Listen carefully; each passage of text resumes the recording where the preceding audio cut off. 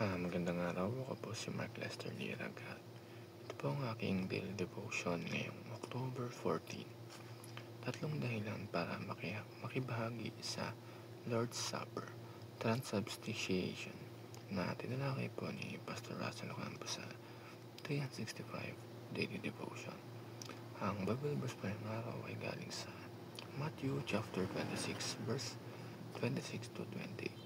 Sabi po ay, "And as they were eating, Jesus took bread and blessed it, and brake it, and gave it to the disciple, and said, Take it, this is my body.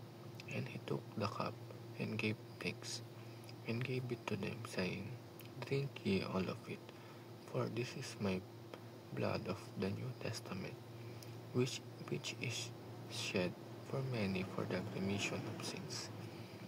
Ngayon, pag-uusapan natin ang konsepto na transubstantiation. May mga denominasyon o simbahan na nagtuturo na sa Lord's Supper o sa tinatawag natin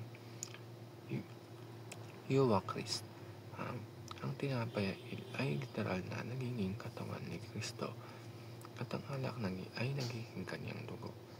Kahit mukhang ordinaryong tinapay at alak pa rin ito, ang paniniwalang ito ay tinatawag na transubstantiation, na nagsasabing ang substance o laman ng mga elements ay nagbabago sa pamamagitan ng kapangyarihan ng Diyos.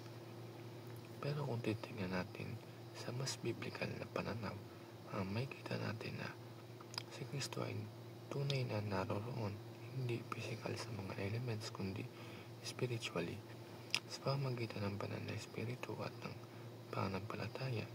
Ang tinapay at alak ay nanatiling tinapay at alak. Ngunit nagsisilbing itong mga tanda at selyo ng tipan ng Diyos, mga paalala ng kanyang pangako ng kaligtasan sa mga sumasampalataya. Ang first teaching is past, revisiting the cross of Christ. Sa tuwing kumakain tayong tinapay at umiinom ng alak, naalala natin ang ginawa ni Jesus sa krus. It's not just a ritual, it's a remembrance. Naalala natin kung paano siya nagalay ng kanyang buhay, kung paano siya napako at paano ang kanyang dugo ang naging kabayaran ng ating mga kasalanan. Ang Lord's Supper ay parang sinasabi ni Kristo sa atin, huwag niyong kalimutan ang ginawa ko para sa inyo.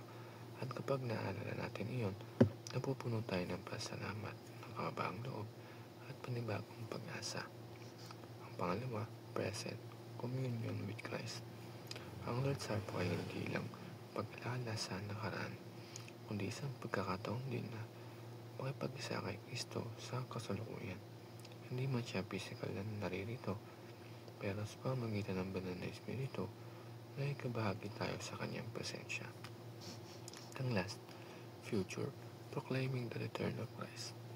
Kada tuwing ginagawa natin ito, pinapahayag natin ang kamatayan ni Kristo hanggang siya ay muling dumating. The Lord's Supper points us forward sa araw na babalik si Jesus upang kunin ang kanyang mga anak at tayo ay kakain kasama niya sa langit sa tinatawag na marriage supper of the Lamb. Isipin mo yun, ang simpleng tinapay at alak na titikman natin ngayon ay paalala ng mas dakilang hapunan na naghihintay sa atin sa karya ng Diyos.